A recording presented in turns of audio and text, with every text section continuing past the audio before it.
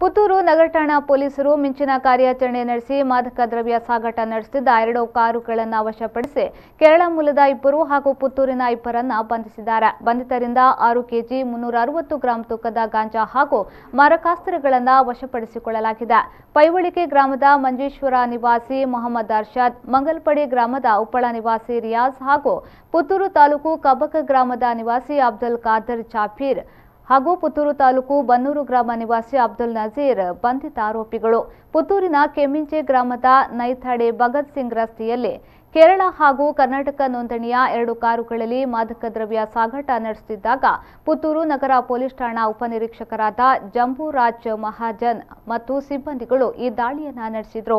ಕೇರಳ ಕಡೆಯಿಂದ ಪುತ್ತೂರು ಹಾಗೂ ಸುಳ್ಯ ಮುಂತಾದ ಕಡೆಗಳಲ್ಲಿ ಮಾದಕ ವಸ್ತುವಾದ ಗಾಂಜಾವನ್ನು ಮಾರಾಟ ಮಾಡುವುದಕ್ಕಾಗಿ ಅಕ್ರಮವಾಗಿ ಸಾಗಾಟ ನಡೆಸುತ್ತಿದ್ದಾರೆ ಎಂಬ ಖಚಿತ ಮಾಹಿತಿಯ ಮೇರೆಗೆ ಈ ದಾಳಿ ನಡೆದಿದೆ.